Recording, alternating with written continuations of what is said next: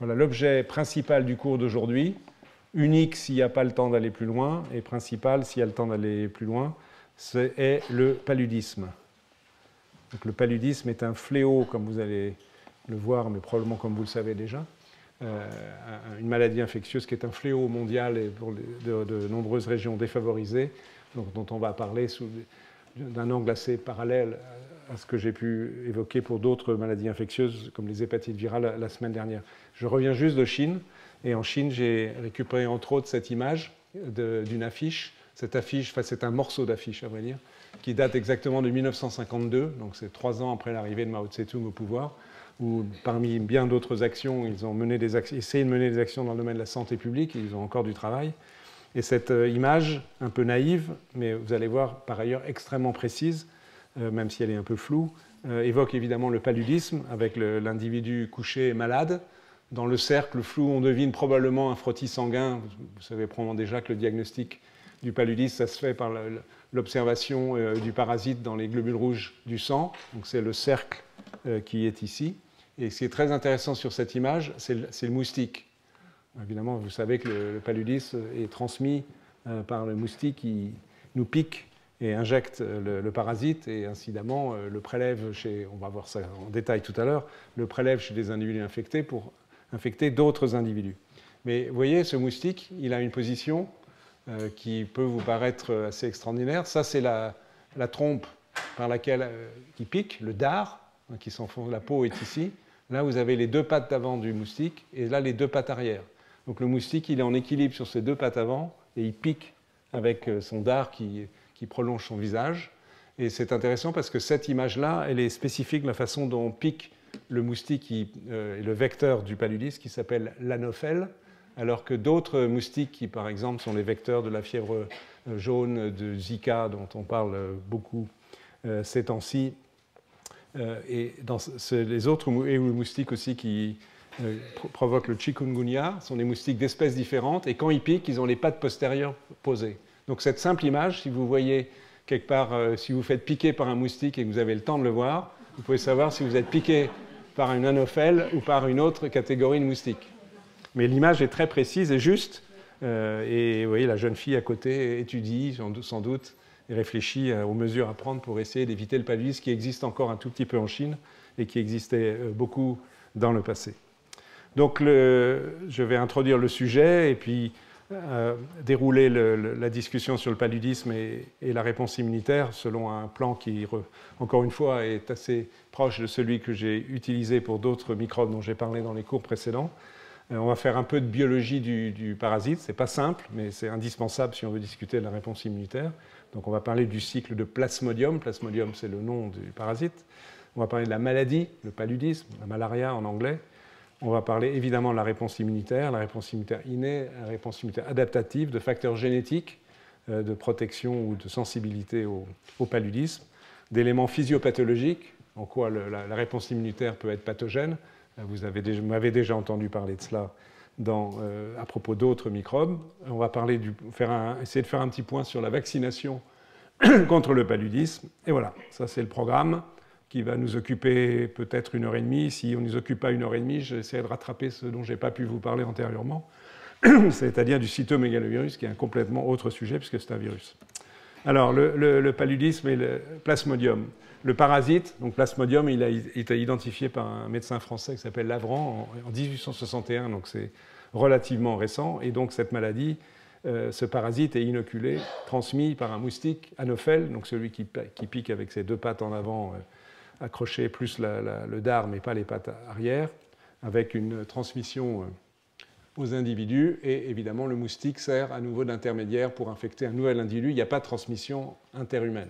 Le moustique est lui-même, le vecteur est indispensable pour transmettre la maladie d'un individu à l'autre. Ça fait longtemps que nous sommes infectés, que l'homme, l'être humain, est infecté par le paludisme. On en a au moins des traces par des phénomènes de sélection génétique dont j'ai déjà parlé et dont je vais reparler, en remontant à il y a environ 100 000 ans.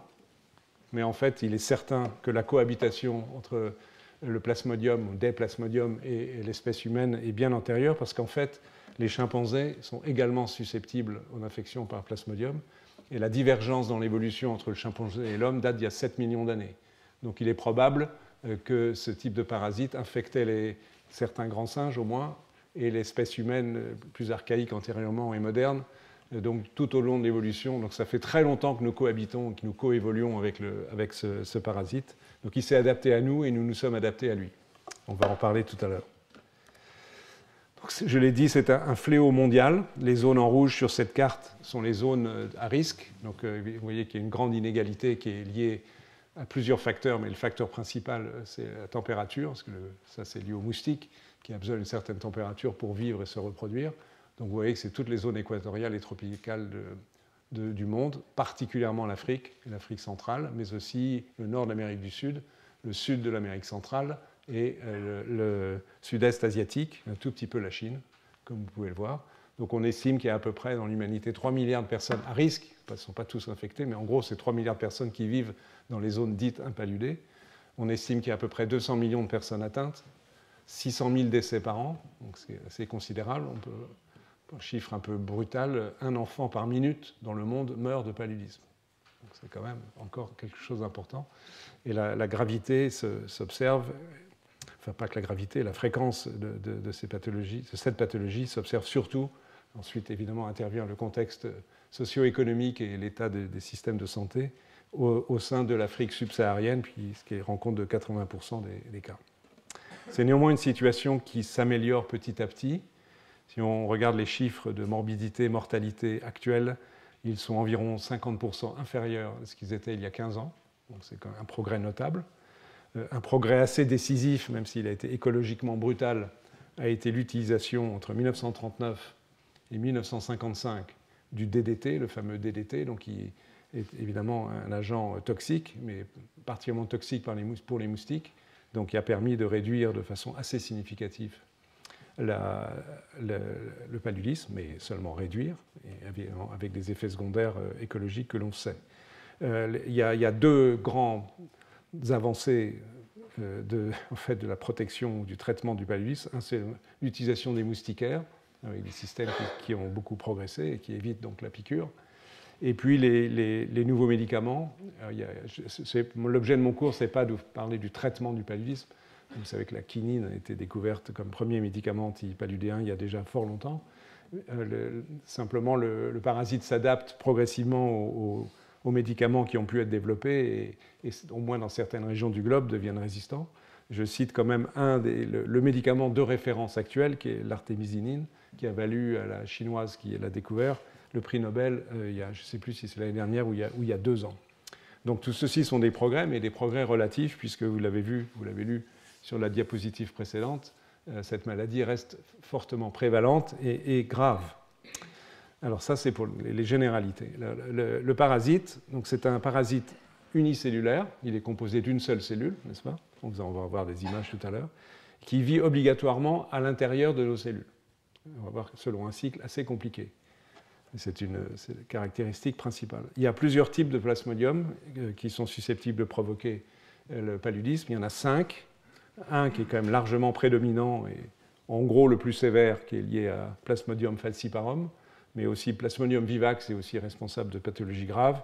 Et il y en a 3 autres, Plasmodium ovale, malariae et knowlesi. Il y a d'autres espèces de Plasmodium, par exemple il y a une espèce qui infecte la souris, etc. etc. Le génome de ces êtres unicellulaires est fort complexe, et vous allez voir que c'est en rapport avec sa biologie qui est pour le moins compliquée. Vous voyez, l'ordre de grandeur, c'est que le Plasmodium falciparum comporte 5400 gènes. Pour un être unicellulaire, c'est considérable. Donc il fabrique des milliers de protéines. Il ne les fabrique pas toutes au même moment, puisque vous allez voir qu'il évolue considérablement au cours de son cycle biologique. L'aspect du plasmodium quand il est présent dans les globules rouges, qui permet le diagnostic, c'est sous forme de frottis sanguin, ça donne ce type d'image qui est, encore une fois, l'élément diagnostique principal. Vous trouvez ici la trace, différentes traces du plasmodium. Là, il y a une multitude de plusieurs d'entre eux au sein, et ça c'est une image de gamètes dont on va parler dans un instant. Ce sont les cellules de plasmodium qui vont permettre la reproduction. Il y a une génération de gamètes sexuées, donc ces gamètes sont générées dans des globules rouges. Et donc ce sont ces images qui sont assez typiques et encore une fois qui permettent le diagnostic. Alors c'est quoi la biologie de Plasmodium? Il faut le suivre à la trace, d'avoir une vue générale et après on va aller dans le détail. Cette diapo résume tout le cours. Donc à la limite, vous écoutez 2 minutes et après c'est plus la peine, parce que c'est le résumé de tout ce que je vais vous raconter, où il y a à gauche le cycle du parasite et à droite, sous forme écrite, les réponses immunitaires contre le parasite qui surviennent dans toutes ces étapes. Donc pour l'instant, je le trace à grandes lignes et puis on va entrer dans les détails ensuite. Donc le point de départ de cette affaire, il est ici, c'est le moustique qui pique. Incidemment, cette image, elle est fausse, parce que là, on a l'impression que le moustique, il repose sur ses 4 pattes. Hein, et je vous ai dit, vous vous souvenez tout à l'heure, qu'en fait, il est sur 2 pattes. Bref, il injecte dans le derme des plasmodiums unicellulaires qu'on appelle des sporozoïtes. Et ces sporozoïtes vont bouger, ils vont se déplacer et ils vont être capables, en traversant les vaisseaux, etc., d'atteindre les cellules hépatiques. Donc une première phase très importante, enfin c'est ici la deuxième phase très importante, se passe au niveau du foie, où le plasmodium va se transformer, vous allez voir ça en plus en détail, et donner naissance à des cellules qui sont distinctes morphologiquement et biologiquement, qu'on appelle des mérozoïtes, qui sont libérés, qui vont infecter des globules rouges, et au sein des globules rouges, il va y avoir à nouveau un cycle de division cellulaire massive, avec production d'encore plus de mérozoïtes à travers une phase intermédiaire dite de schizonte. Donc il y a une auto-réplication très importante du parasite au sein des globules rouges. Et puis, à certains moments, dans certaines conditions, le plasmodium va se différencier en cellules féminines et masculines, qu'on appelle les gamétocytes, donc qui vont circuler, après avoir été bloqués dans la moelle osseuse, vont circuler dans le sang, et le moustique qui revient par là, il pique, mais aussi il aspire. Donc il aspire les gamètes mâles et femelles du plasmodium, et au sein du moustique, on verra ça tout à l'heure, il va y avoir fécondation, donc formation d'un zygote qui va se transformer en une structure cellulaire qu'on appelle un ookinète, et hop, on est prêt à recommencer le cycle. Okay, et donc, face à ça, nous nous défendons, et avec l'immunité innée, on en parlera en détail, avec l'immunité adaptative, là vous avez surtout les réponses adaptatives, donc des lymphocytes T, des lymphocytes B, et les principales étapes auxquelles notre système immunitaire s'attaque dans le cycle cellulaire. Enfin, on s'attaque à tout ce qu'on peut, sachant qu'on n'y arrive pas complètement. C'est une infection dont on guérit pas vraiment spontanément, même si la plupart des individus arrivent à vivre avec le plasmodium, plus ou moins bien, mais on n'en guérit pas en l'absence de thérapeutique. Mais néanmoins, notre système immunitaire est actif. Il produit des anticorps dirigés contre le premier stade, donc ces sporozoïdes qui vont traverser du derme jusqu'au foie, donc qui sont susceptibles d'empêcher l'invasion des cellules du foie, des hépatocytes, par les sporozoïtes. Au niveau du foie, je vous en montrerai des évidences tout à l'heure, il y a l'infiltration par des lymphocytes T, à la fois CD4 et CD8, et c'est ces CD8 notamment qui vont se situer près des sinusoïdes, donc les vaisseaux qui circulent dans le foie, vont être capables de tuer les parasites cellulaires, directement ou indirectement. À la phase où il y a la libération et la réplication du parasite au sein des globules rouges, il y a à nouveau des anticorps qui peuvent intervenir contre les mérozoïtes au stade pour bloquer la pénétration dans les globules rouges. Au stade suivant, de bloquer des phénomènes physiopathologiques qui sont l'adhérence des globules rouges malades aux vaisseaux sanguins, on y reviendra, et à bloquer aussi leur agglutination. Aussi, le parasite libère toutes sortes de substances qui sont toxiques de façon diverse, qui peuvent être neutralisées par des anticorps. Enfin, si je puis dire enfin, l'immunité cellulaire, les cellules NK et les macrophages peuvent tuer en s'armant d'anticorps des cellules et les parasites qui sont au sein des globules rouges. Enfin, des anticorps peuvent aussi agir au dernier stade en bloquant la fertilisation, le développement et l'invasion, éventuellement, pourquoi pas, même avec une transmission des anticorps jusqu'au moustique. Le moustique aussi se défend contre le plasmodium. J'en parlerai tout à l'heure, mais pas pour l'instant. Donc voilà, ça c'est une espèce de vue générale, un schéma que j'ai reproduit d'un livre de médecine, qui est livre de référence de toute la médecine, que j'utilise beaucoup, vous peut-être l'avez déjà repéré dans les cours, parce qu'il est excellent, qui s'appelle le Harrison. Mais maintenant, on va voir les choses en détail. Donc d'abord, le cycle de plasmodium, la réponse immunitaire viendra après. Donc vous l'avez déjà perçu, le cycle de cette infection est pour le moins complexe, avec différents stades, du moustique au foie, aux globules rouges, et la libération des gamètes, et la fécondation, et la génération nouveau plasmodium chez le moustique qui va repiquer ensuite. Il n'est pas très facile par ailleurs d'étudier tout ce cycle biologique. Il y a des progrès qui ont été faits récemment qui consistent à faire des xénogreffes, par exemple pour le stade hépatique, qui est très important, faire des xénogreffes de foie humain dans des souris immunodéficientes, donc qui sont incapables de rejeter le foie humain, et d'infecter ce foie, et donc d'étudier ce qui se passe, puis éventuellement on peut rajouter des cellules du système immunitaire et étudier en détail les différents phénomènes. Il faut savoir que la biologie et le cycle très compliqué du plasmodium, il est évidemment lié au produit des 5400 gènes dont je vous ai parlé tout à l'heure et qui vont s'exprimer à différents stades et avoir toute une série de fonctions. Alors si on prend le schéma du début à la fin, si je puis dire, donc ça commence par le repas du moustique, donc il pique, il prélève du sang et injecte, s'il est lui-même infecté, des plasmodiums.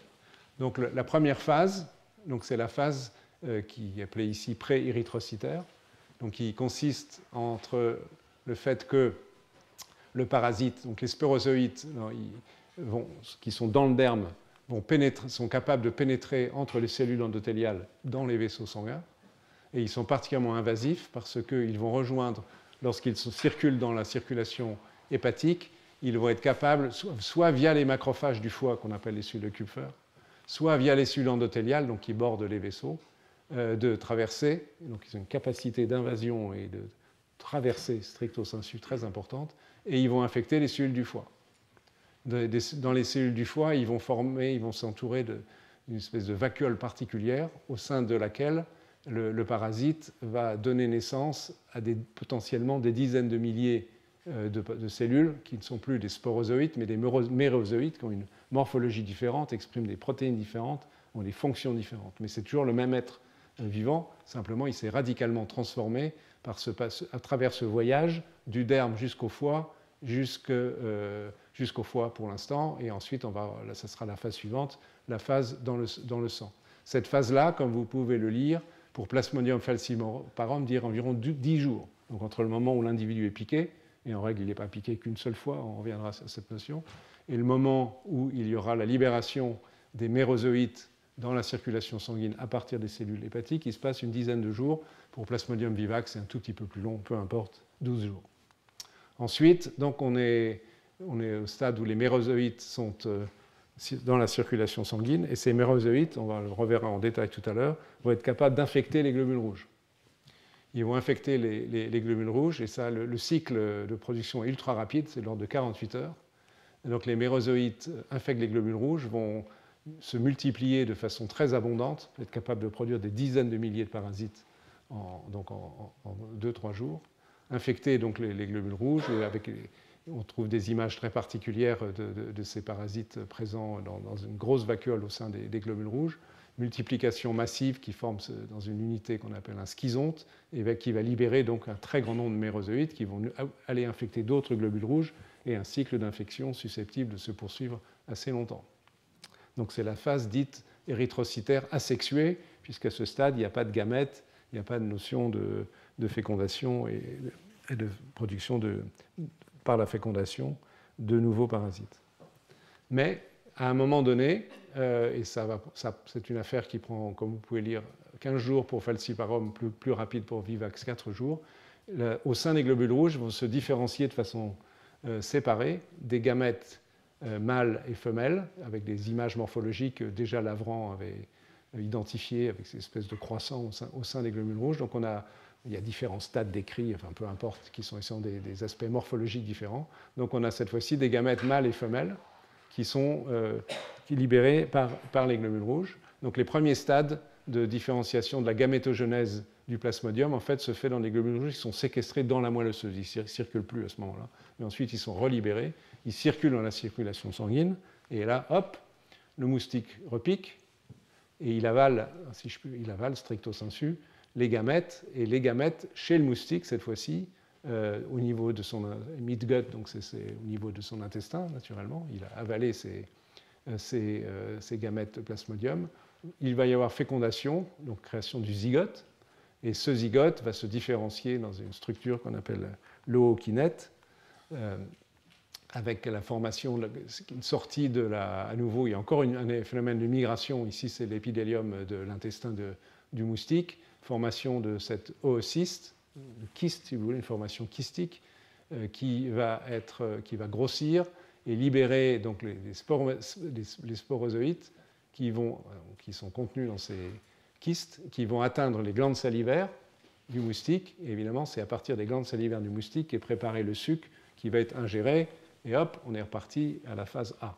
Donc vous voyez la complexité du cycle qui est par ailleurs assez long, parce que si vous additionnez, pour, mettons, falciparum, 10 jours, 2 jours du cycle sanguin qui peut se répéter, ça fait 12, plus 15, 27, plus ici, ça prend du temps aussi, le cycle de fabrication des sporozoïtes, le cycle dit sporogonite, ça fait 17, donc je ne sais plus, j'ai oublié où j'en étais.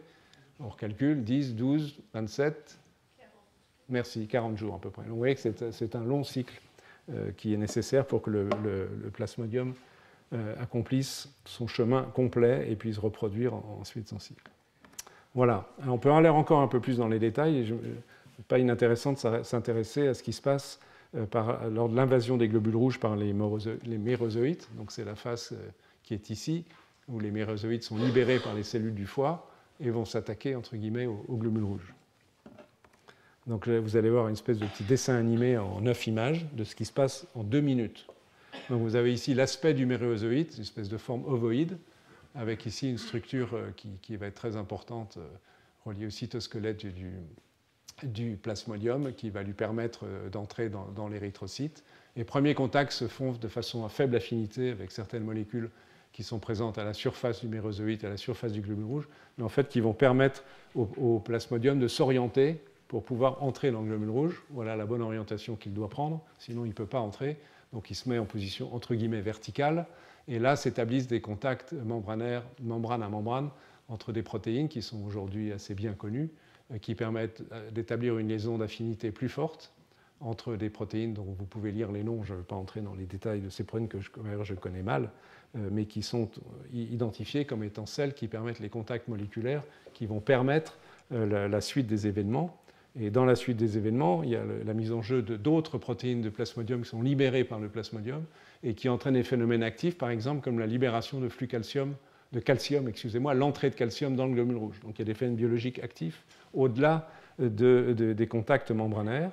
Et la suite, c'est que les protéines ici, AMA1, RON4, qui sont des protéines d'origine du plasmodium, qui s'accrochent à la membrane du globule rouge, vont d'une certaine façon tirer le plasmodium vers le globule rouge, lui permettre de s'accrocher et d'avancer vers le globule rouge, de telle manière qu'il commence à entrer dans une vacuole qu'on appelle parasitophorus en anglais, en français ça doit être parasitophore, j'imagine, peu importe.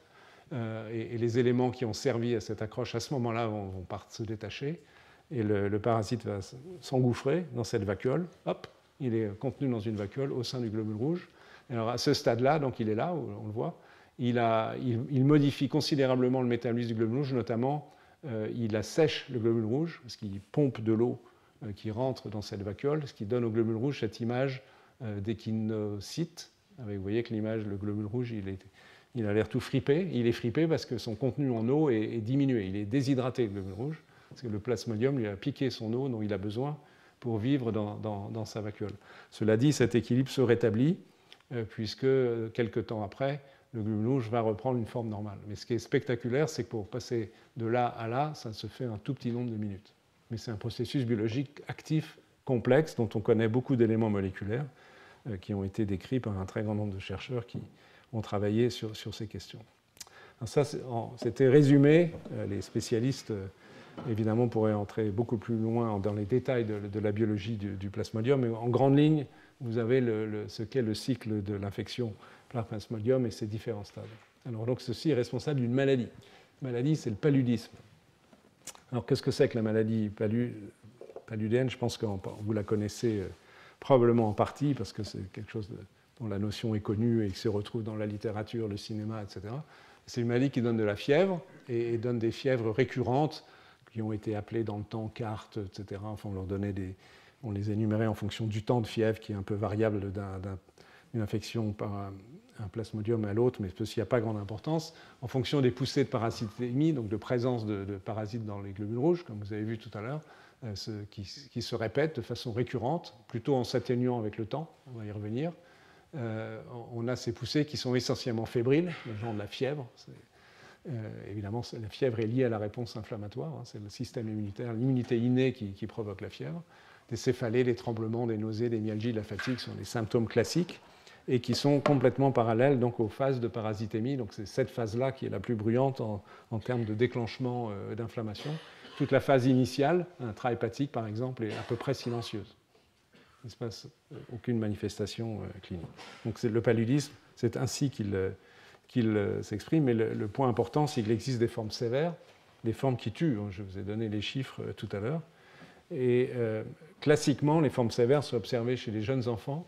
Ça devient un tout petit peu moins vrai parce que la transmission du parasite est retardée progressivement par les mesures de protection. Donc les formes sévères s'observent donc néanmoins, même si ce n'est plus tout à fait aussi rigoureusement exact qu'antérieurement, chez l'enfant et particulièrement chez les enfants d'Afrique centrale.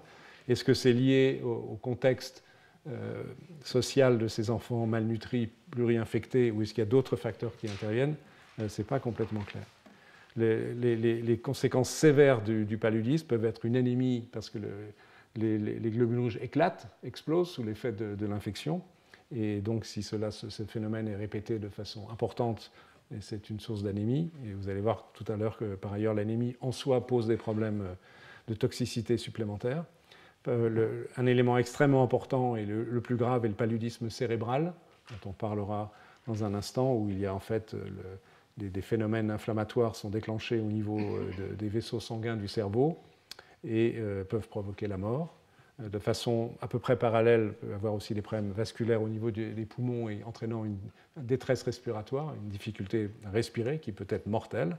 Et il y a encore d'autres manifestations sévères comme des atteintes du foie, indépendamment du cycle qui est présent chez tout le monde, mais des atteintes importantes de lésions des cellules du foie, des reins, des anomalies métaboliques, en particulier un manque de sucre, l'hypoglycémie. Et enfin, le paludisme peut être sévère en entraînant des surinfections bactériennes, en particulier des septicémies qui peuvent parfois être mortelles.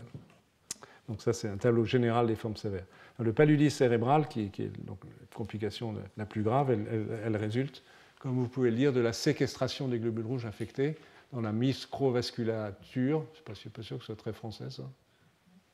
Peu importe. En anglais, c'est microvasculature. En français, je ne sais plus. Microvasculature cérébrale, enfin, vous comprenez, dans les petits vaisseaux sanguins dans le cerveau, là où le diamètre des vaisseaux est tout petit, ces globules rouges anormaux qu'on a vus tout à l'heure vont s'accumuler et vont empêcher, en termes très simples et mécaniques, on va voir que c'est un peu plus compliqué que ça, vont empêcher la circulation du flux sanguin. Donc c'est une forme d'accident vasculaire cérébral à l'échelle de la microvascularisation du cerveau, mais qui peut être tellement grave, donc il peut être mortel.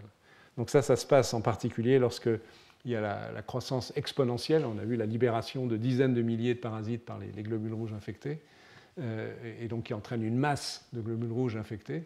Donc ces globules rouges peuvent adhérer à l'endothélium vasculaire, et ceci est favorisé par des protéines du plasmodium, et favoriser l'espèce d'agglutination entre globules rouges infectés et même globules rouges non infectés, donc qui sont recrutés dans ces espèces de thrombus. On va voir que ce sont vraiment des thrombus dans un instant. Et aussi, évidemment, ça en participe sur le plan de la coagulation, l'adhésion non seulement de globules rouges, infectés ou non infectés, mais et de plaquettes. Et comme vous le savez, les plaquettes sont impliquées dans la coagulation sanguine. Donc tous ces phénomènes, mécaniquement déjà, comme je l'ai indiqué, sont responsables d'obstruction au niveau des microvaisseaux. Donc s'il y a obstruction, c'est-à-dire que le flux sanguin ne passe plus, donc le cerveau en aval n'est plus irrigué. Mais cette masse, évidemment, de parasites, de globules rouges infectés, de parasites, est source de réponse d'immunité innée, on va le revoir ensuite, d'inflammation, production de cytokines, en particulier de l'interleukine 1, qui est je vais en reparler, qui est une cytokine très importante de l'immunité innée, mais qui peut jouer un rôle tout à fait néfaste dans ce contexte. Lorsque les globules rouges, par ailleurs, adhèrent aux vaisseaux sanguins, aux surfaces des vaisseaux sanguins, à l'endothélium, ça entraîne des modifications de l'endothélium, une activation de cet endothélium qui exprime des protéines qui permettent à des globules blancs de s'attacher et à nouveau localement à des phénomènes inflammatoires de se produire. Donc tout ceci concourt à une série de lésions qui sont l'obstruction, en particulier une acidose métabolique, le pH baisse, et des morts cellulaires, donc des dommages tissulaires.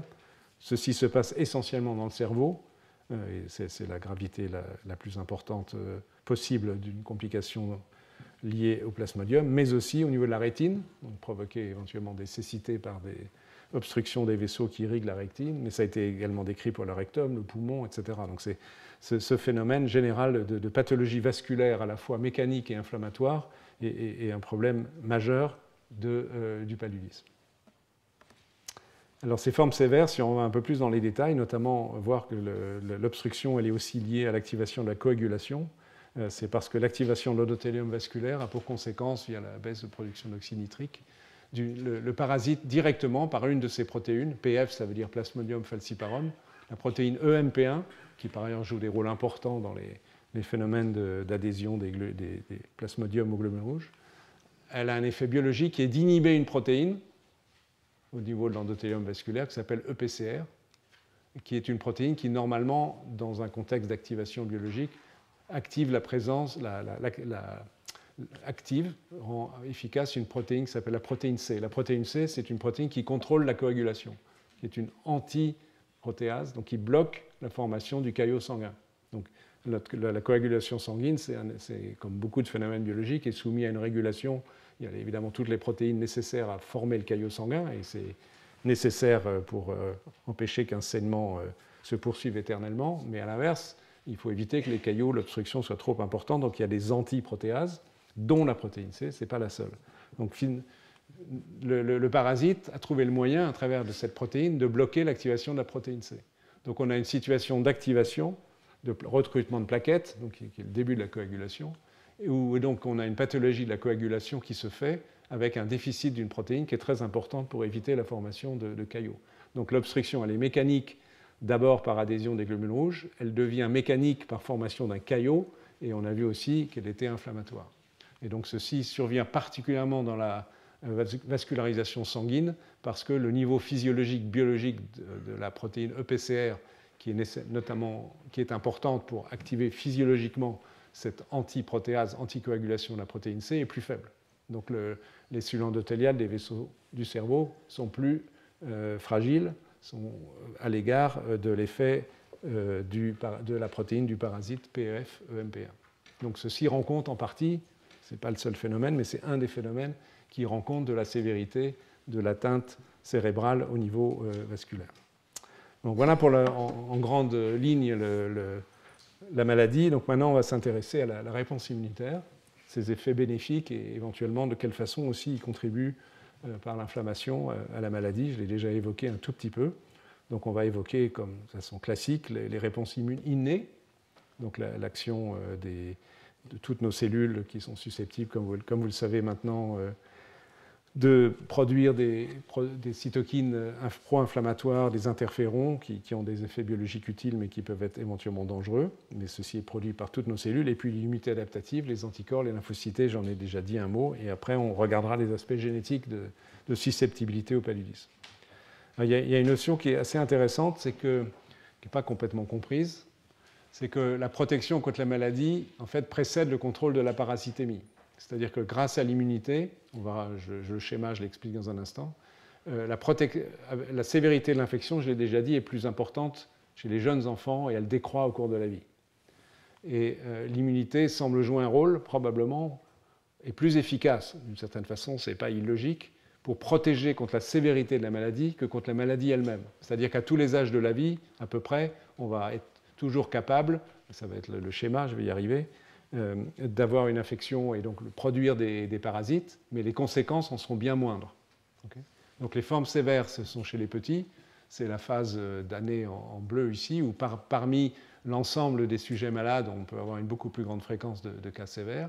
Et ensuite, avec l'âge, vous voyez la zone bleu pâle qui se situe en fonction de certaines situations. On a les formes disons, de gravité intermédiaire, et puis plus les personnes vont en âge, plus grande est la probabilité, ce n'est pas nul que les gens soient malades, mais la plupart des gens vont avoir une infection asymptomatique. Donc, produisent toujours autant de parasites, n'est-ce pas? Donc, le système immunitaire n'a pas réussi à éliminer le parasite, n'empêche pas complètement, loin de là, le renouvellement du cycle et la nouvelle production de parasites, mais les conséquences cliniques, donc tout ce que j'ai raconté avant, et notamment non seulement la fièvre, mais a fortiori les formes sévères, ne s'observent beaucoup moins fréquemment. Donc l'immunité a l'air d'être plus ciblée à contrôler les effets de sévérité de la maladie que de neutraliser le parasite, ce qui est un peu particulier. Okay, mais ce n'est pas tout à fait clair à comprendre en termes mécanistiques. Alors la réponse immune anti-plasmodium, elle est complexe parce que, comme on l'a vu au début, le cycle du parasite implique plusieurs phases avec l'expression de protéines différentes, donc de cibles antigéniques à reconnaître par le système immunitaire complètement distinctes. Et le parasite change à toute vitesse. Donc le système immunitaire, il est face à une situation de très grande diversité d'antigènes qu'il faut cibler à des moments différents dans la vie du cycle du parasite. Et alors la réponse immune, elle est très dépendante du nombre de piqûres, et paradoxalement, mieux vaut être piqué beaucoup. Si vous êtes piqué 100 fois au même moment, enfin, pas par le même parasite, mais par quelques moustiques, une bande de moustiques qui viennent vous piquer la nuit 100 fois, mettons, vous déclencherez une réponse immune plus efficace, ça c'est relativement compréhensible, que si vous êtes piqué un petit nombre de fois. Donc paradoxalement, quitte à être infecté, il vaut mieux être infecté en étant piqué un grand nombre de fois. Donc cela permettra d'avoir une meilleure réponse immune et finalement une infection moins sévère. Vous serez aussi infecté, bien naturellement, a fortiori, puisque vous avez reçu un plus grand nombre de parasites. Mais la sévérité, contrairement à ce qu'on pourrait a priori imaginer, est inversement proportionnelle à la quantité de parasites que l'on reçoit. Ouais. Immunité innée, pour commencer. Alors on va avec des schémas extraits de revues scientifiques récentes, on va essayer de la détailler. Vous allez retrouver des éléments communs parce que les armes de notre système immunitaire sont les mêmes, quels que soient les microbes que nous rencontrons. Simplement, nous les mettons en jeu de façon différente, dans des tissus différents, avec une chronologie différente et avec un certain nombre d'effets distincts. Alors, si on commence par le sporozoïte, je vous rappelle que le sporozoïte, c'est celui que le moustique a la délicatesse de nous injecter lorsqu'il nous transmet le plasmodium. Donc ce sporozoïde, je vous rappelle qu'il gagne, après un long chemin du derme et par la circulation sanguine, en étant très invasif, il gagne les hépatocytes où il va faire fabriquer il va se répliquer en grand nombre de mérozoïtes. Donc ces mérozoïtes, en particulier, entre autres, contiennent de l'ARN. Donc il y a une libération d'ARN dans le cytosol des cellules du foie. Et cet ARN va être reconnu par des récepteurs dont on a déjà parlé, qui sont présents dans nos cellules, dans à peu près toutes nos cellules, dans le cytosol, qui sont des détecteurs de molécules étrangères. Et en l'occurrence, cette molécule-là, qui s'appelle MDA5, est un détecteur d'ARN étranger. Donc il va détecter, au sein de la cellule hépatique infectée, de l'ARN qui provient du mérozoïte. Donc ça va se faire très très vite. Le MDA5 a pour effet d'activer une molécule qui s'appelle MAVS, occasionnellement j'en ai déjà parlé si vous vous souvenez, qui se trouve être à la surface des mitochondries. Et ceci va entraîner une réaction d'ailleurs en chaîne avec une multiplication de l'activation de ces protéines à la surface des mitochondries et entraîner une voie biochimique qui implique une kinase qui s'appelle TBK1, des facteurs IRF3 et IRF7 qui vont migrer dans le noyau de la cellule, de l'hépatocyte donc, et la conséquence de tout cela, de cette chaîne d'événements liée à la production d'ARN du plasmodium, va être la libération d'interférons de type 1. J'en ai beaucoup parlé à l'occasion du dernier cours à propos des hépatites virales. Donc c'est une première réaction immune, d'immunité innée. Ça prend quelques heures. C'est une réponse extrêmement rapide. Donc bien avant que l'individu soit malade, puisque je vous rappelle que les symptômes, la fièvre, etc., surviennent au moment de la phase sanguine qui suit. Ce qui suit, c'est justement ce qui se passe ici. En particulier, vous avez ici les globules rouges infectés, avec chaque petit point bleu, donc c'est un de ces mérozoïtes reproduits par les globules rouges. Donc, qu'est-ce qui va se passer? Dans les macrophages, qui sont des cellules phagocytaires, comme vous savez, donc dans tout l'organisme, dans le foie, mais aussi dans la rate, dans tout ce qui est surtout branché sur la circulation sanguine, également dans les cellules dendritiques, de tels globules rouges infectés vont être reconnus comme pathologiques et vont être phagocytés. Donc, ils vont se retrouver dans une vacuole au sein du macrophage, mettons.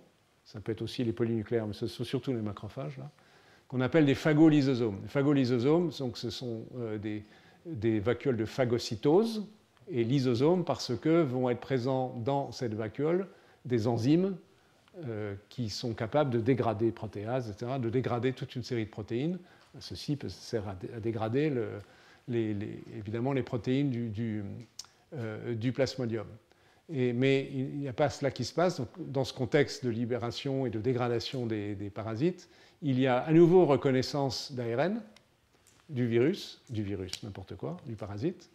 L'ARN du parasite, cette fois-ci par d'autres types de récepteurs qui sont différents de MDA5, récepteurs qui s'appellent Toll-like récepteur 7, Toll-like récepteur 9, donc qui sont dans des endosomes, qui ne sont pas dans le cytoplasme, et qui vont, par une autre voie métabolique, vous avez les noms des molécules impliquées, MYD88, IRAC4, il y a des kinases là-dedans, donc des enzymes, TRAP6, activer un complexe de transcription qui s'appelle complexe de transcription, c'est-à-dire que ce sont des protéines qui vont migrer dans le noyau, on va le voir dans l'image d'après, qui vont migrer dans le noyau et agir, comme ici, sur des gènes pour en activer la transcription. Donc il se passe ceci. Mais il se passe aussi le fait que sous l'effet de destruction cellulaire importante de globules rouges, il y a la libération d'acide urique, ce qui est en excès dans la goutte, mais ça n'a rien à voir. Mais l'excès d'acide urique, lui, va aussi se retrouver dans les phagolysosomes, et on va voir dans un instant qu'il active d'autres voies inflammatoires. Et enfin, si on essaie d'aller au bout du parcours, ici, vous pouvez lire que des protéines, certaines protéines, en l'occurrence venant du plasmodium, mais aussi l'hème dérivé de l'hémoglobine, qui est libérée par les globules rouges hémolysés dans le contexte de l'anémie liée au plasmodium, vont également provoquer, ça c'est ce qu'on appelle les réactions de danger. Enfin, ça c'est une réaction de danger, l'acide urique aussi. Ce n'est pas un produit du parasite qui enclenche la réponse immunitaire, c'est un produit de la destruction de cellules. C'est ce qu'on appelle dans le système immunitaire inné l'activation par des signaux de danger, qui est une notion très importante en immunologie. Donc il y a des signaux de danger dans le contexte de l'infection à plasmodium, pas uniquement des signaux liés au parasite lui-même, et ces signaux de danger, là aussi, vont, par diverses voies, activer ce complexe qu'on appelle NF-κB. C'est pas fini. Oui, je suis désolé, il y a beaucoup de choses, et j'essaie de détailler, mais que vous ayez une idée sans être exhaustive. Mais si on prend un par un, on peut y arriver. Puis finalement, de cours en cours, pour ceux qui sont présents à chaque fois, vous allez vous retrouver les mêmes acteurs du système immunitaire. Simplement, ils ne sont pas mis en jeu de la même façon. Donc si je reprends pour... on en est le premier aspect que je vous avais montré, c'était celui-là. Donc on a l'activation de NF-κB. Et NF-κB migre dans le noyau de la cellule. Tout en bas, c'est le noyau de la cellule. Et donc va agir avec éventuellement d'autres molécules pour induire la production de cytokines dites pro-inflammatoires. Ça peut être l'IL-1, mais c'est aussi d'autres, l'interleukine 18 et quelques interleukines 6, dont certaines sont responsables de la fièvre, justement. Donc tout à l'heure, je vous ai aussi dit que on avait l'acide urique. Et l'acide urique, il est capable d'agir sur d'autres protéines qui sont présentes dans le cytoplasme, qui sont aussi des détecteurs de signaux de danger ou de choses donc anormales qui se passent dans les cellules, qu'on appelle avec de leur nom sympathique NLRP3, NLRP12, M2, peu importe les détails. Mais ce qui est important, c'est quand ces systèmes s'activent, ils activent une enzyme, et cette enzyme va cliver le précurseur de l'interleukine 1, dont la synthèse a été induite par ces autres signaux, en interleukine 1 active. Donc c'est une usine à produire plein d'interleukine 1, si on veut simplifier, ici, qui se passe, sous l'effet de l'acide urique et d'autres éléments issus du produit de la destruction des éléments parasitaires dans le phagolysosome. Il y a aussi la reconnaissance d'ADN provenant du parasite, met en jeu d'autres récepteurs, CGAS, on en a aussi dit un mot, et POF, une autre chaîne de réaction un peu différente, et qui aboutit à l'induction de production d'interféron type 1 à nouveau. Donc la résultante de toutes ces multiples voies, qui ne sont probablement pas encore toutes décrites, mais par lesquelles directement, donc par la reconnaissance d'ARN, mais aussi d'autres éléments du parasite, il y a activation de médiateurs de l'immunité innée, de cytokines en particulier, ou indirecte, c'est les fameux signaux de danger, on arrive à une production d'interféron de type 1 dans les cellules du foie, dans les macrophages et d'autres cellules de l'organisme, mais aussi d'interleukine 1 dans les macrophages en particulier, et encore d'autres cytokines. Donc il y a une réponse massive, un engagement massif de l'immunité innée, assez systématique, qui est impliqué, et donc qui se voit en particulier dans la phase où les parasites infectent les globules rouges, donc c'est la phase où les gens sont malades, ont la fièvre et les autres symptômes sont la conséquence de la production de toutes ces cytokines. Okay, donc ça, c'est en gros la mise en jeu de l'immunité innée. L'immunité adaptative, elle s'adapte, si je puis dire, aux différents stades. On l'avait vu, je crois, je vais le remontrer tout de suite. Voilà, c'est la même image que celle que je vous ai déjà montrée, juste pour vous rappeler donc, que les anticorps et les lymphocytes, ils vont essayer d'agir à tous les stades. On essaye tout ce qu'on peut pour, si je puis dire, notre système immunitaire s'engage en reconnaissant de multiples antigènes des différentes protéines, différents stades de la vie du parasite, pour le bloquer à l'entrée. Ça, c'est évidemment idéal, et pour la vaccination, on y reviendra. Bloquer l'entrée, c'est la meilleure des solutions, si c'est possible. Donc des anticorps qui vont bloquer l'infection des cellules du foie, des lymphocytes qui vont tuer les parasites dans le foie, des anticorps qui empêchent l'infection des globules rouges ou qui neutralisent des effets toxiques des parasites, et encore une fois, des cellules capables de tuer des parasites via des anticorps et des anticorps capables de neutraliser les gamètes pour éviter le cycle, la reproduction du parasite. Alors, ce qui était marqué en bas ici est important, c'est qu'on sait que, en gros, plus la réponse immune est intense et surtout diversifiée, c'est-à-dire reconnaissant un plus grand nombre de peptides, donc de séquences d'acides aminés issues des protéines du parasite, plus elle est importante, quantitativement parlant, mieux c'est, meilleure sera l'efficacité de la défense. Donc, je vous rappelle que c'est surtout une défense contre la maladie plutôt que contre l'infection. Mais c'est important de se défendre contre la maladie. Et puis, il y a quand même une réduction de la parasitémie.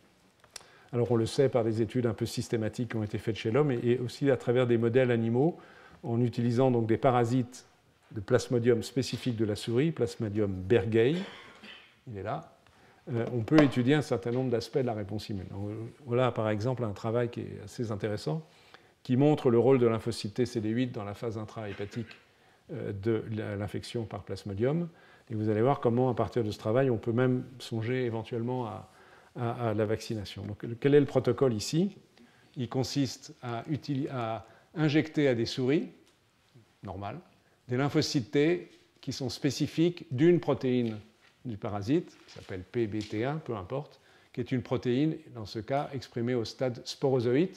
Donc, je vous rappelle que les sporozoïdes, c'est le plasmodium au stade de l'infection des cellules du foie.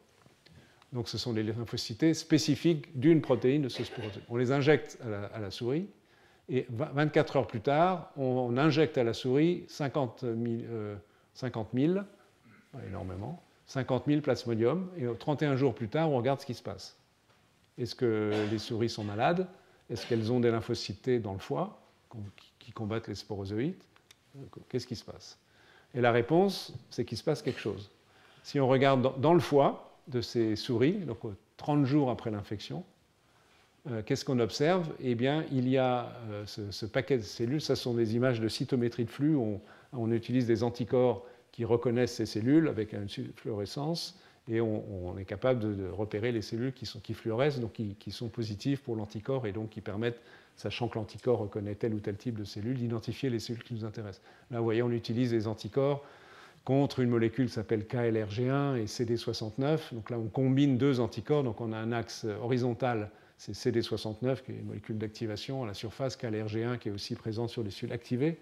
Donc vous voyez, dans la rate, il y a très très peu de cellules qui soient à la fois KLRG1 positive et CD69 positive, ici, 4%. Donc en gros, dans la rate, il n'y a pas de lymphocytes activés spécifiques du parasite, en l'occurrence, alors que dans le foie, il y en a 43%, donc beaucoup. Donc effectivement, 30 jours plus tard, il y a non seulement une accumulation, mais une expansion, un plus grand nombre que les cellules injectées initialement, de lymphocytes T qui sont spécifiques du parasite au niveau du foie, là où se passe l'infection.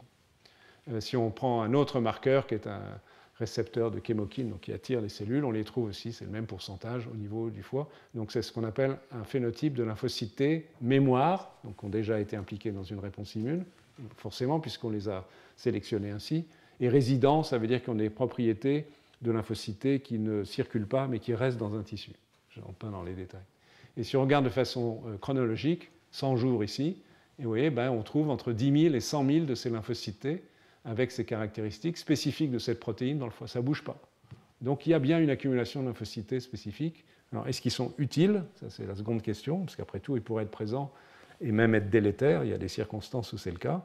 Mais en tous les cas, ils sont présents dans le foie. Ils sont au niveau des sinusoïdes, c'est-à-dire au contact entre les vaisseaux sanguins qui sont perméables dans le foie au contact de ces sinusoïdes, donc des tout petits vaisseaux sanguins, et des cellules du foie elles-mêmes, les hépatocytes. Alors à partir de là, on peut essayer, on va voir tout à l'heure l'utilité, de voir si on peut booster entre guillemets ces cellules et les rendre efficaces pour lutter contre l'atteinte intrahépatique par le plasmodium. Donc ici, évidemment, ceci est complètement artificiel, n'est malheureusement pas ce qui se passe naturellement lors d'une infection, mais on va renforcer la réponse immune de ces fameux lymphocytes TCD8 dans le foie des souris qu'on va infecter avec Plasmodium berghei.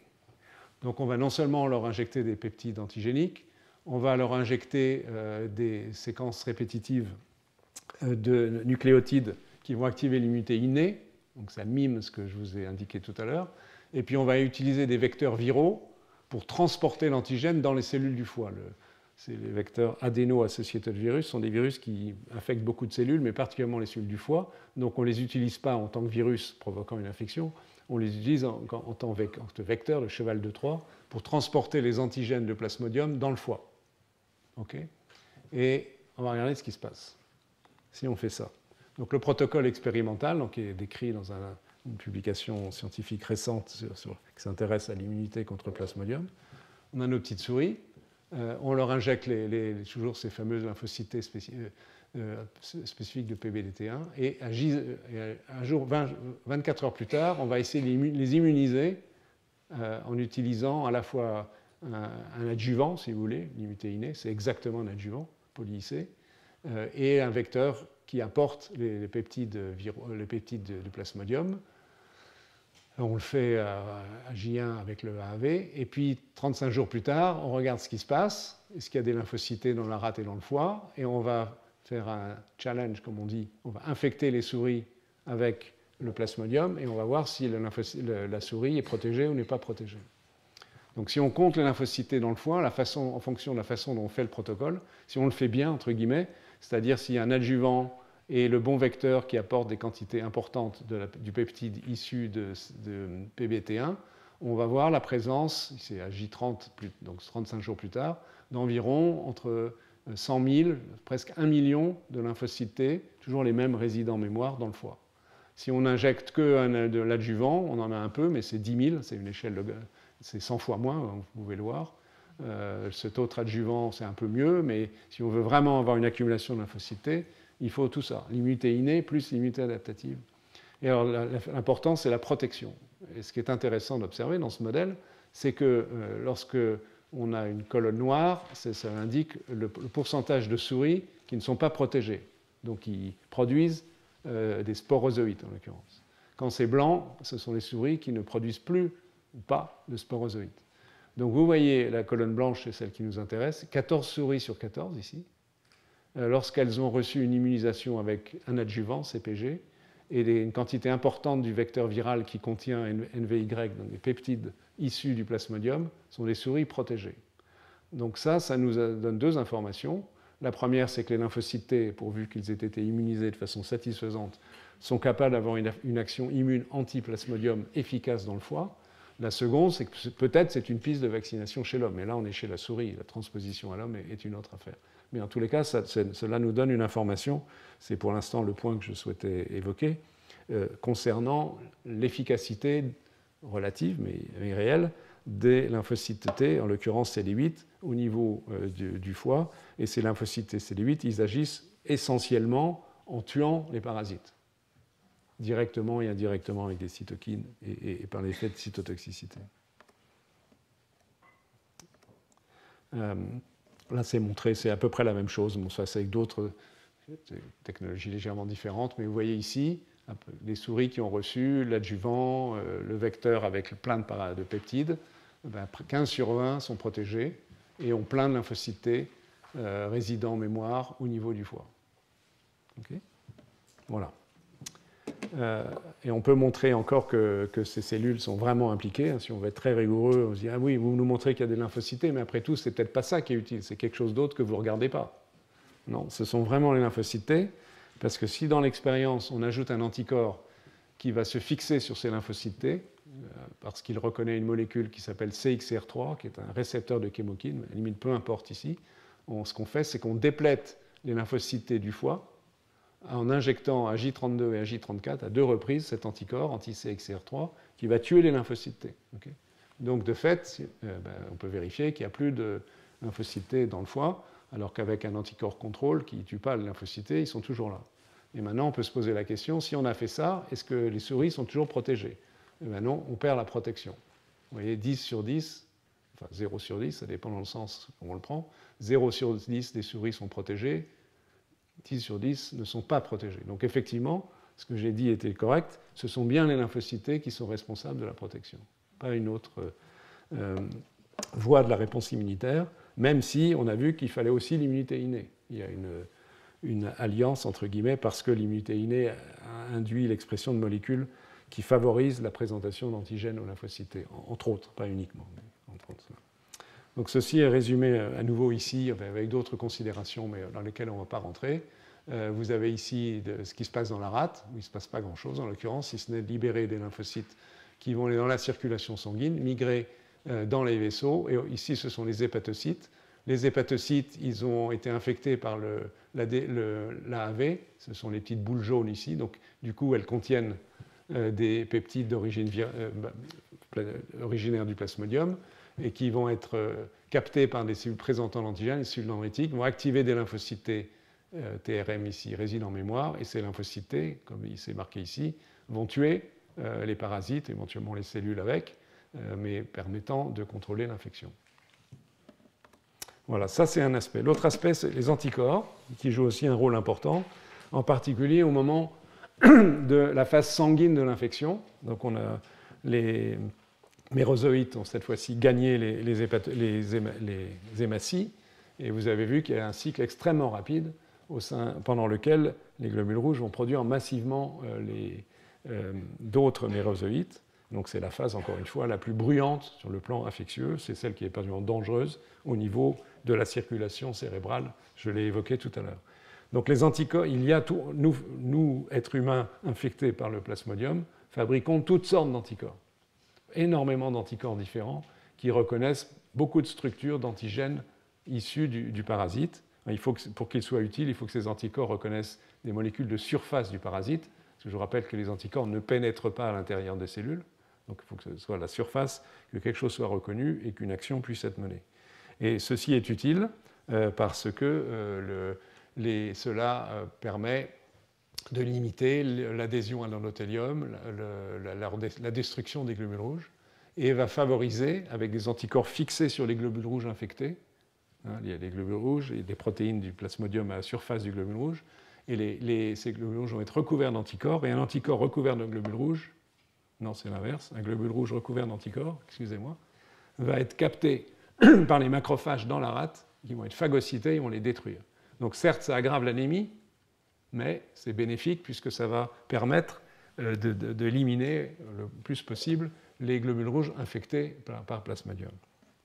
Donc ceci est important, et comme vous allez le voir dans un instant, avec une évidence d'une étude, démonstration par une étude qui a été faite, que je trouve assez jolie, c'est que la diversité, c'est exactement comme pour les lymphocytes, la diversité et l'intensité de la réponse, je vais le montrer pour la diversité, est parallèle avec l'efficacité. Mieux on produit, plus on produit d'anticorps, et surtout plus ces anticorps reconnaissent des antigènes différents, plus la réponse sera efficace, ici spécifiquement de la réponse anticorps, qui est efficace dans la phase sanguine de l'infection. Alors ceci est montré par cette étude, qui est assez jolie, qui montre qu'on a une série d'individus, des individus qui sont asymptomatiques, pas d'épisode clinique après infection, un Plasmodium falciparum, et d'autres qui ont des épisodes cliniques. Et on compte dans le sérum de ces individus combien ils ont d'anticorps qui sont capables d'avoir une action protectrice. Quand c'est une action protectrice, ça veut dire que c'est in vitro sur le plasmodium.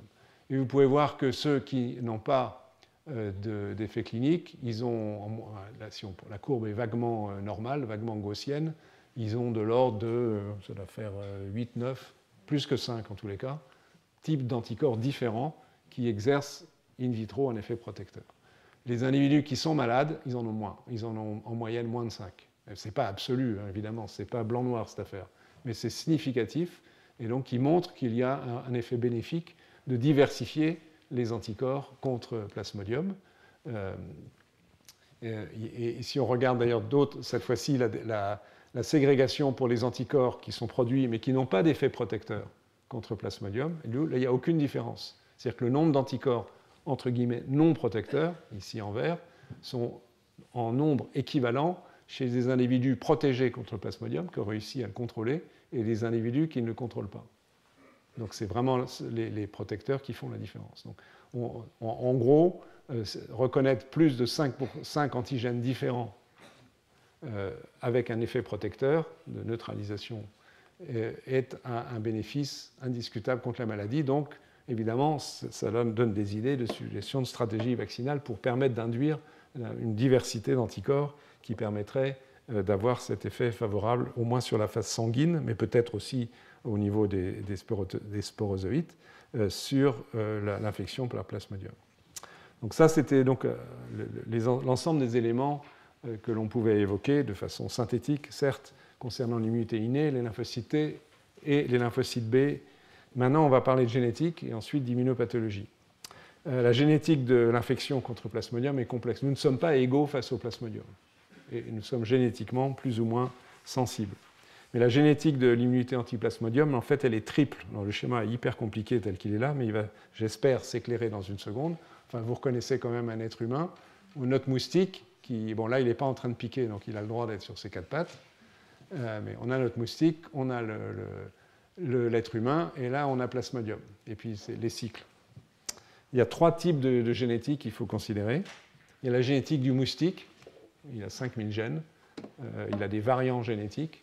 Et on sait que pour un certain nombre de ces gènes, sans doute on est loin de tout savoir, mais des gènes qui portent ces doux noms de APL1, APL2, TEP, des familles de gènes avec des répétitions de structures riches en leucine, LRIM1, il y a des variants qui ont un effet plus ou moins bénéfique pour le moustique ou pour l'hôte du moustique.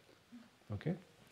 Et c'est certainement, je l'évoque juste d'un mot, mais il y a certainement des éléments compliqués qui interviennent et qui modifient la capacité du moustique à se protéger contre Plasmodium. Donc la génétique du système immunitaire du moustique joue un rôle.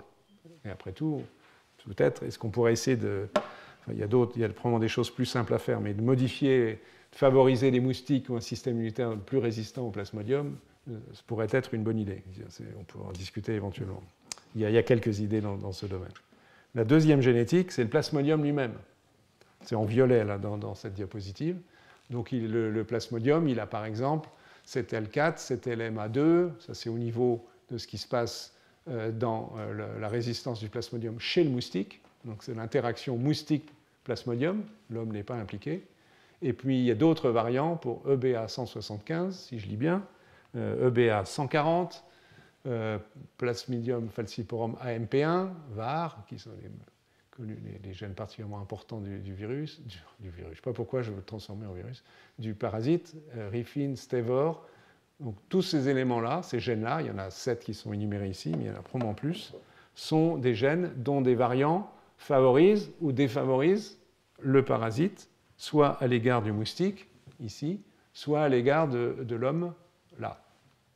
Deuxième génétique qui peut faire varier le degré d'infection. Et troisième génétique, c'est celle de l'homme, en rouge, et ça concerne surtout les globules rouges. On va y revenir dans un instant. Glycophorine, bande 3 sont des protéines des globules rouges, donc les gènes qui codent pour des protéines des globules rouges. L'hémoglobine, évidemment, c'est une protéine importante des globules rouges.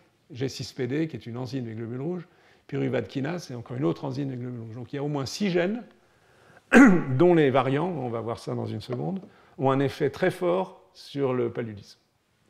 Et puis il y a aussi des gènes qui sont impliqués dans le système immunitaire lui-même, c'est quand même pas une surprise. TNF, donc une protéine inflammatoire, donc il peut jouer un rôle délétère si elle est produite en trop grande quantité. ICAM1, qui est une molécule d'adhésion qui est impliquée dans le paludisme cérébral. Une molécule HLA, évidemment, avec les réponses immunitaires. Et encore ABO-glycosylation, là c'est plus le système immunitaire. À nouveau, on revient aux globules rouges. C'est des protéines qui glycosylent les protéines qui sont des protéines de groupe sanguin, donc exprimées par les globules rouges. Donc on va pas étudier en détail toutes ces variations génétiques, mais il est important de considérer, premièrement, évidemment, que cette affaire est complexe, et qu'elle est complexe parce qu'il y a 3 acteurs, et qu'un des acteurs, par ailleurs, a donc une biologie très variante, c'est celle du plasmodium, et qu'on peut avoir une génétique favorable ou défavorable, et donc des phénomènes de sélection au niveau du moustique, au niveau du plasmodium, au niveau de l'homme, et tout ceci coévolue au cours de on a vu, de centaines de milliers d'années. Alors, pour l'homme et les globules rouges, les choses sont assez frappantes. Il y a donc ici remarqué des variantes des protéines membranaires du globule rouge, DARC, ABO, qui sont des groupes sanguins, une protéine en rapport avec l'ATP, l'hémoglobine, on va y revenir, et des enzymes que j'ai déjà énumérées. Voici des notions de protection. Qu'est-ce qui se cache derrière ces courbes? Vous avez ici des populations d'Afrique ou d'Asie du Sud-Est, donc des habitants de la Gambie, du Mali, Burkina Faso, Ghana, etc. Et aussi en Asie du Sud-Est, Vietnam, et puis la Papouasie-Nouvelle-Guinée.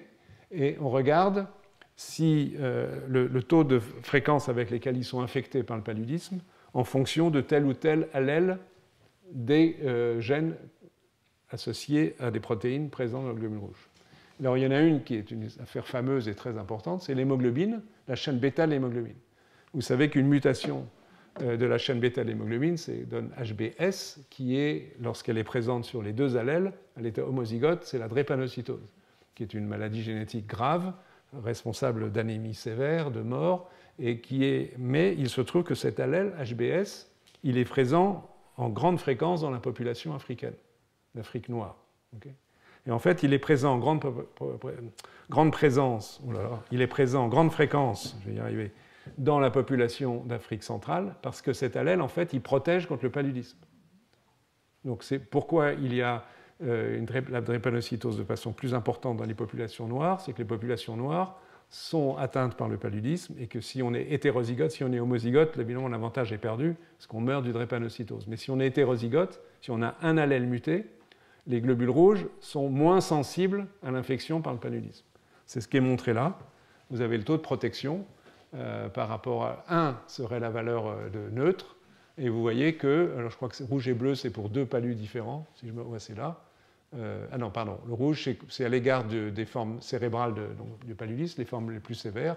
Et bleu, c'est à l'égard des anémies. Vous voyez que sévères, donc on considère les paludismes sévères. Vous pouvez voir, par exemple, je ne sais pas, si on prend la population de Tanzanie, ici on a pour le bleu, on peut voir qu'ils sont protégés de façon assez considérable. Les personnes qui sont hétérozygotes pour HBS, eh bien, la fréquence est réduite de 1 à 0,05 à peu près.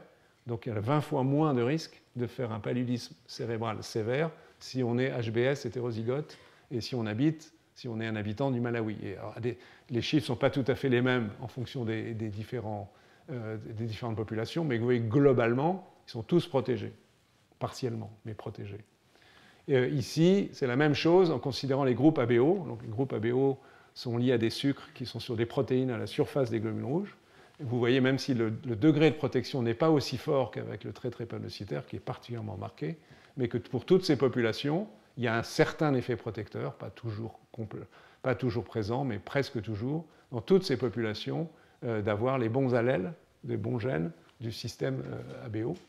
Et à l'inverse, ici, vous avez un allèle de cette protéine ATP2B4 qui, au contraire, favorise l'infection. Vous voyez que dans la plupart de ces populations, si on a l'allèle qui est marqué ici avec les chiffres 1, 0, 0, etc., vous voyez qu'on a un risque accru de forme sévère d'anémie provoquée par le plasmodium ou de forme sévère de paludisme au niveau cérébral. Donc ce sont des facteurs génétiques importants et il est évident ici, là il y a eu un certain degré de sélection, mais pour le trait drépanocytaire, c'est ce qui rend compte, je me répète, mais qui rend compte de la fréquence de la drépanocytose dans les populations africaines. Donc ce qui est vrai pour ces 3 exemples, l'est aussi de façon moins marquée pour d'autres protéines des globules rouges. L'explication la plus probable est que la présence de tel ou tel de ces variants, notamment donc HBS, est moins favorable à l'infection des globules rouges par le plasmodium. Encore faudrait-il aller dans le détail très précis de ce que cela signifie. Est-ce que ça protège les globules rouges de l'infection? Est-ce que ça protège ou ça ralentit le cycle du parasite au sein du globule rouge? Ou est-ce que ça diminue, par exemple, la capacité des globules rouges à hémolyser, donc moins d'anémie, ou la capacité des globules rouges à adhérer, à s'agglutiner dans les vaisseaux cérébraux. Donc il y a plusieurs façons de considérer le site précis de la protection, et pour l'instant, ces informations ne sont pas clairement établies. Mais en tous les cas, ce qui est tout à fait évident, c'est ces variations génétiques qui rendent les populations plus ou moins sensibles, et donc les facteurs de sélection inhérents qui ont fait que les populations étaient protégées au cours de l'évolution, par exemple par le trait drépanocytaire. Voilà. Un autre exemple d'un nouveau locus de protection qui a été trouvé récemment, et c'est une publication dans Nature en 2015, qui concerne les glycophorines. Les glycophorines sont des récepteurs de plasmodium sur le globule rouge. Donc là, c'est clair, ça va impacter directement la capacité du parasite à infecter le globule rouge. Donc cette constellation de points va vous paraître assez ésotérique, mais en fait, l'axe horizontal, c'est le génome, en gros. Et la région ici correspond à la région où sont codés, il y a 3 gènes qui codent pour ces fameuses glycophorines. Et les points, plus on monte vers le haut, c'est plus on monte d'association génétique entre ces allèles et le fait d'être atteint ou pas atteint de forme sévère de malaria. Et à nouveau, ça se résume dans ce petit tableau ici de différentes populations, où on peut montrer qu'un certain type d'allèles de cette région sont protecteurs, et vous voyez que les personnes qui ont l'allèle considéré, donc qui est défavorable à l'infection des globules rouges par le parasite, ont un risque d'infection sévère, de paludisme sévère, en anglais malaria c'est paludisme, de paludisme sévère réduit d'un tiers. Ce n'est pas noir et blanc, mais c'est quand même très significatif. Donc clairement, certains individus sont partiellement protégés contre le paludisme parce qu'ils ont des allèles de gènes codants pour les glycophorines qui font que la protéine exprimée, la séquence, est telle qu'elle est défavorable à la pénétration du parasite dans le globule rouge. Et évidemment, ces allèles ont été sélectionnés dans les pays, dans les régions où la présence du plasmodium est fréquente, donc en particulier ici en Afrique de l'Est, par exemple. OK ? Donc ça, c'était pour la génétique humaine et le plasmodium. Un mot, même si ça serait trop long d'aller dans trop de détails, mais à nouveau, il ne faut pas oublier donc les autres partenaires, et en particulier le moustique. Et le moustique, il se défend contre le plasmodium. J'ai déjà évoqué qu'il y avait des facteurs génétiques plus ou moins favorables. Et en gros, qu'est-ce qui se passe au niveau du moustique, de façon un tout petit peu schématique? Il y a des choses récemment intéressantes qui ont été montrées, qu'on pourrait aussi peut-être favoriser. Donc, vous reconnaissez ici l'ookinète, qui est le produit de la fécondation mâle-femelle du plasmodium, qui s'est produit dans l'intestin du moustique, qui a avalé aspiré un peu de sang d'un individu malade. Donc cette ookinète, au contact des cellules épithéliales de l'intestin, va entraîner une réaction qui va provoquer la mort de la cellule épithéliale et l'activation d'une série de gènes qui produisent des facteurs de nitration, de modification chimique très très fortes, qui vont agir sur l'ookinète et vont essentiellement le tuer, et vont induire la libération par les cellules qui viennent au contact, qui sont les hémocytes. Les hémocytes, de façon très schématique, ce sont les cellules du système immunitaire des moustiques. C'est très différent de chez l'homme. Ils n'ont pas d'immunité adaptative, mais ils ont des cellules du système immunitaire, des lymphocytes, si vous voulez. Donc ces hémocytes entrent en contact et vont libérer des microparticules, marquées ici HDMV, qui sont donc excrétées par ces hémocytes et qui vont avoir pour conséquence d'activer à la surface de l'ookinète les protéines du complément.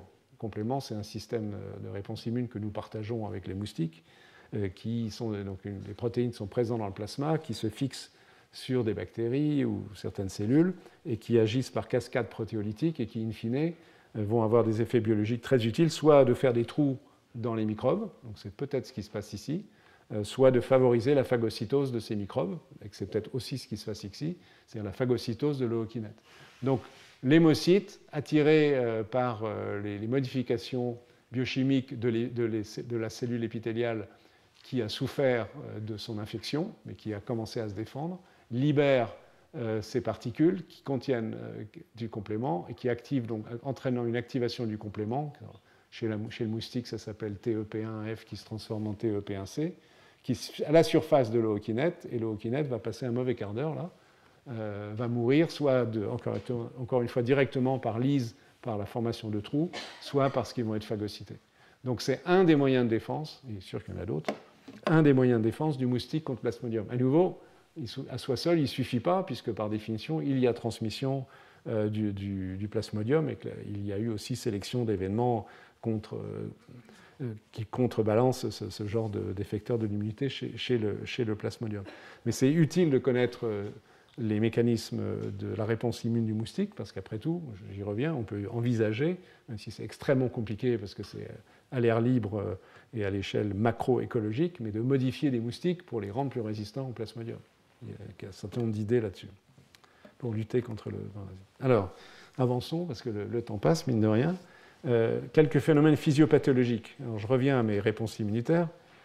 Qu'on a déjà vu tout à l'heure, l'ARN qui déclenche MDA5, la production d'interféron de type 1, qui active dans les cellules hépatiques la production d'oxyde nitrique, des chémokines, des molécules d'adhésion. Enfin, il se passe beaucoup de choses. Les globules rouges infectés qui, au sein des phagocytes, on a déjà vu tout à l'heure, activent des tas de systèmes, à nouveau la production d'interférons. Il y a le recrutement des cellules immunitaires adaptatives, les lymphocytes T, les lymphocytes B, les cellules NK qui produisent une autre cytokine qu'on appelle interféron, mais qui n'est pas le même, qui s'appelle l'interféron gamma. On a vu aussi tout à l'heure, je répète, l'activation de l'inflammasome, et ça donne de l'interleukine 1. Et in fine, même si le schéma est très très compliqué, c'est un tout petit peu la même chose que tout à l'heure, sauf qu'avec des effets dans l'autre sens.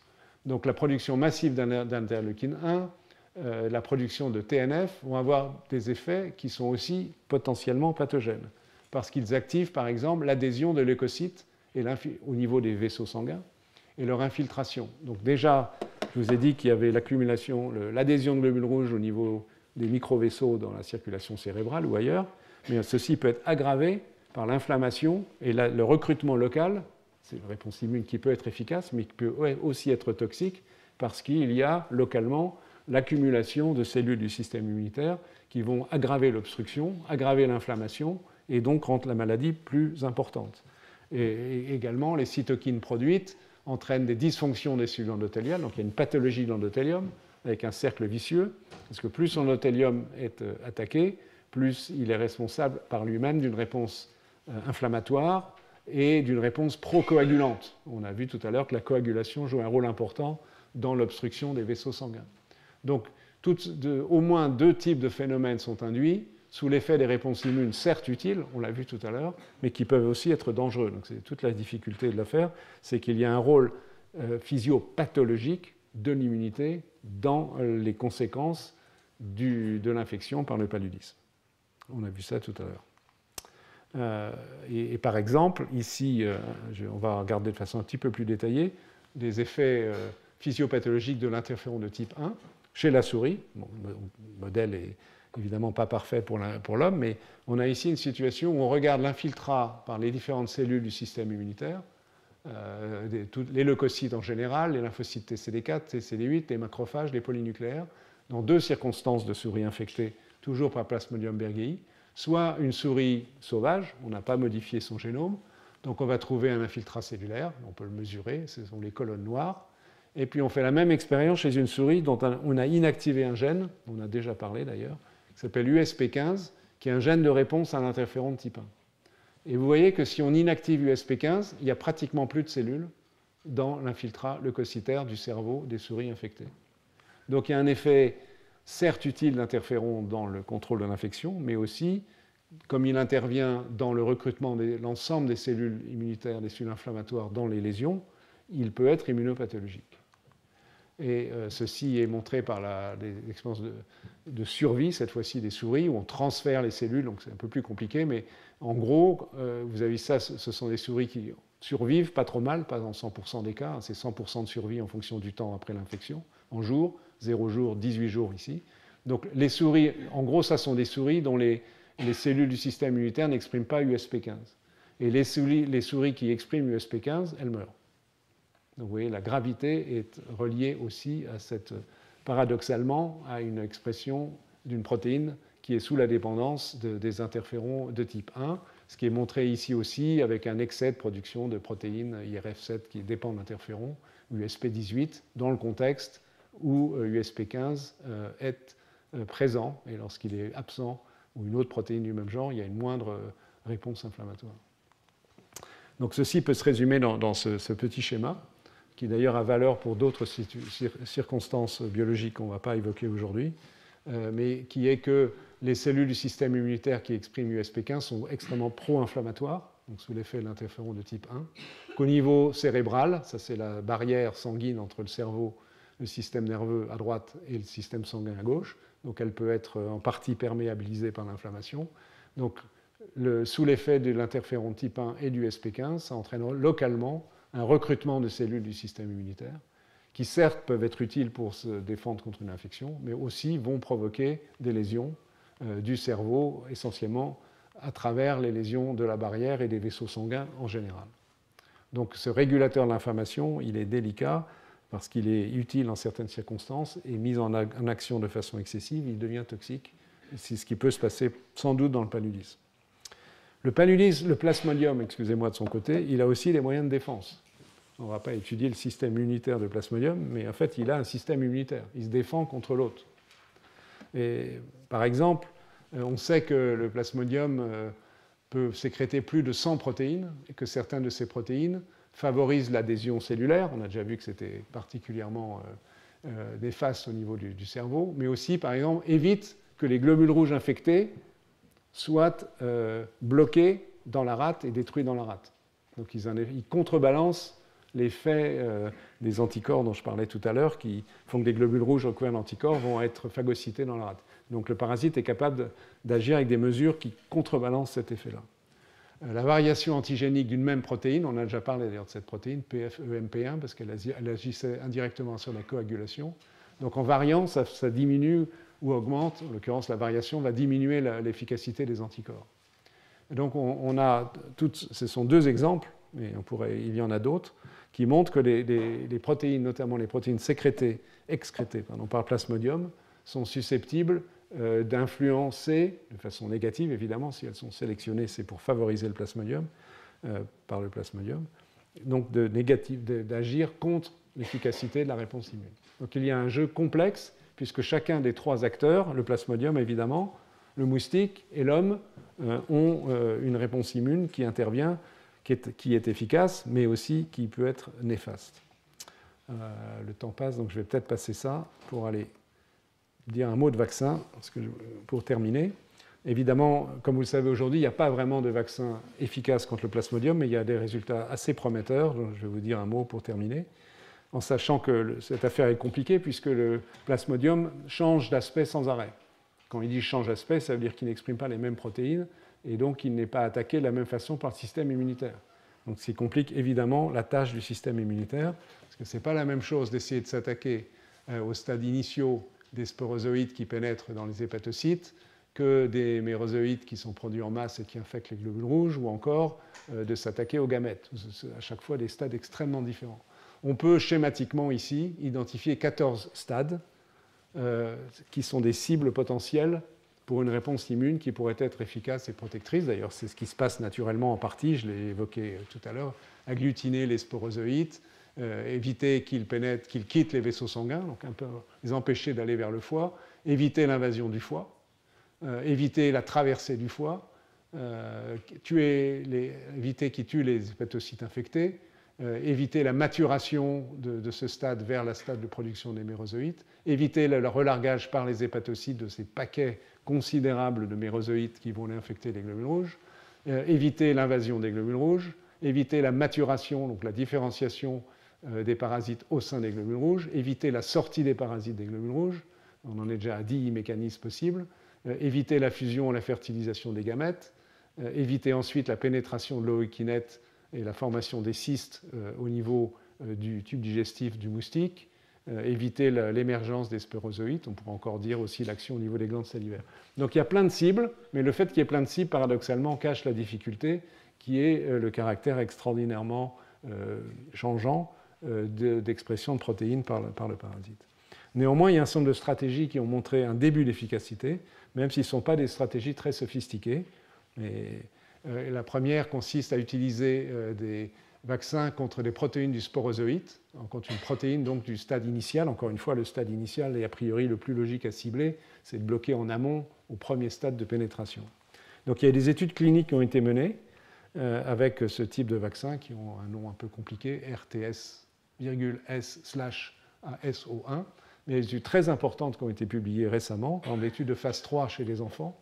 Phase 3, ça veut dire qu'on compare à des groupes contrôles, soit des traitements qui ont duré pendant d'assez longues périodes, 15 000 enfants traités, et il a été montré qu'avec 3 doses d'injection, à J0, 1 mois plus tard, 2 mois plus tard, on protégeait 28% des enfants, ce n'est pas énorme, mais c'est mieux que zéro.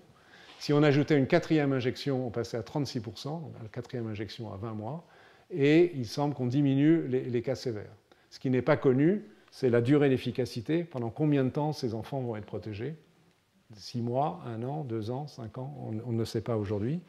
Néanmoins, à partir de ces résultats, ce sont des données toutes récentes, il a été modélisé l'idée que si on arrivait à vacciner 70% des enfants exposés, en Afrique par exemple, avec 4 doses, donc ce qui marche un peu mieux que 3 doses, et sur une période de 15 ans, dans les zones de prévalence élevée, où 10 à 65% des enfants sont infectés, les enfants de 2 à 10 ans, on préviendrait, selon ces taux-là, 116 000 infections pour 100 000 enfants vaccinés, puisqu'il peut y avoir plusieurs infections pour un même enfant, et au total, 484 décès. C'est une modélisation pour 100 000 enfants vaccinés.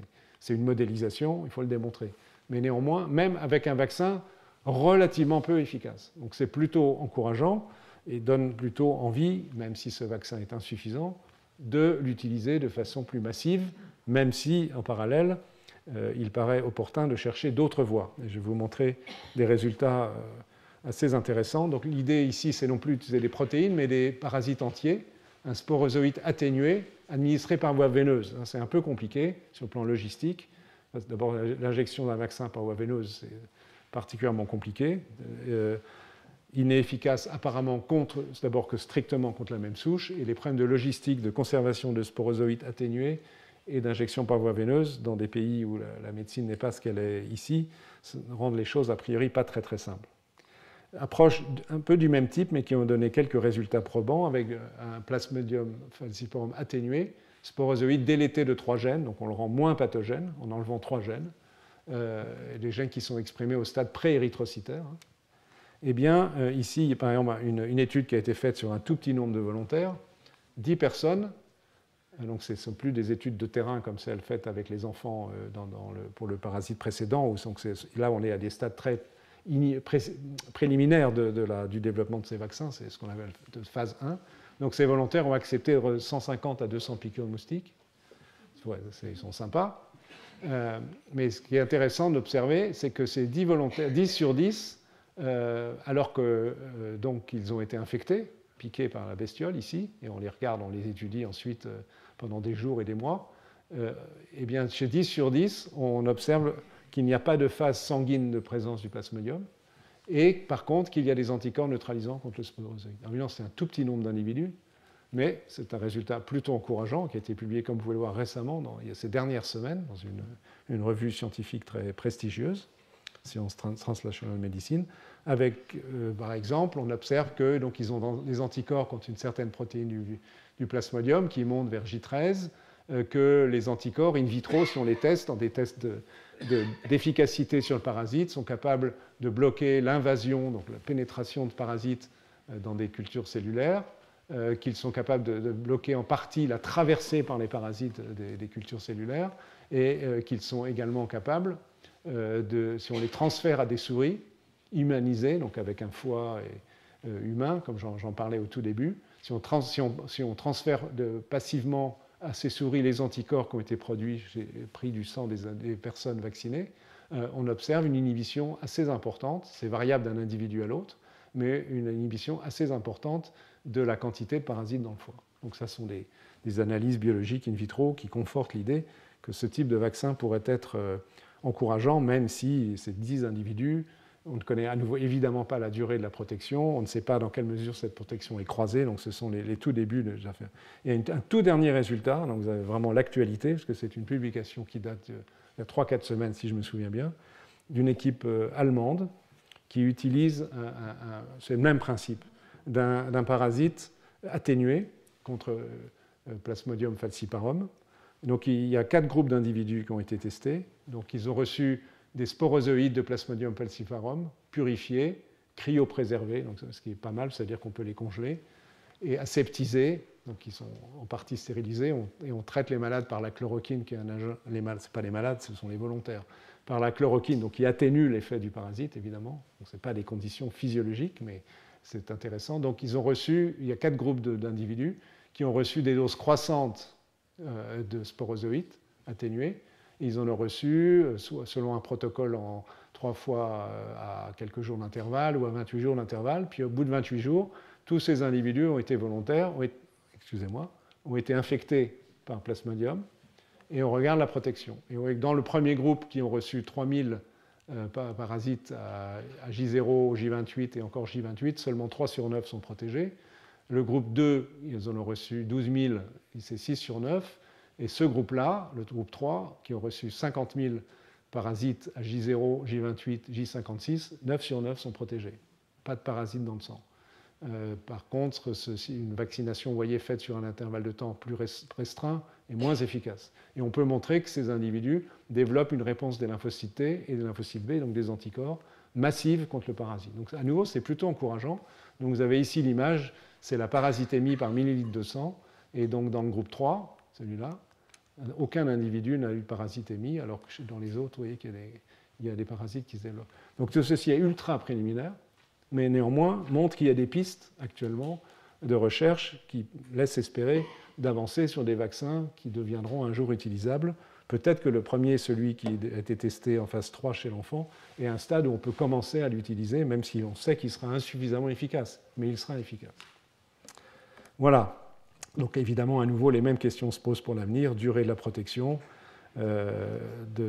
quid des populations déjà infectées, donc est-ce qu'on peut vacciner des gens déjà malades, déjà infectés par le Plasmodium, quid des réactivités croisées entre parasites. Donc on va s'arrêter là. Ce que je vous ai montré, je pense que vous l'avez perçu largement autant que moi, c'est que le cycle du parasite est complexe, mais ceci rend la maladie, ça donne toute la particularité de cette maladie et le défi qui est induit ainsi au système immunitaire de l'hôte, sans parler de celui du moustique, qu'une réponse immune existe, qu'on sait plus elle est diverse, plus elle est efficace, que ceci est une base possible de vaccination, mais qu'il y a des phénomènes immunopathologiques, donc ce n'est pas tout à fait simple, et qu'indiscutablement, il y a des progrès, mais qui sont encore insuffisants en vue du contrôle de l'infection. Jouant sur les vecteurs, les moustiques, j'en ai pas parlé parce que ce n'est pas l'immunologie, mais peut-être un jour j'en parlerai. Il y a des stratégies de modification du génome des moustiques qui, évidemment, ensuite il faut répandre ces moustiques dans les zones impaludées pour réduire l'infection. La vaccination, on en a parlé, et quelques pistes de nouveaux traitements. Voilà, je m'arrête là. Si vous avez des questions, je vous en prie, je vous réponds. Bonjour.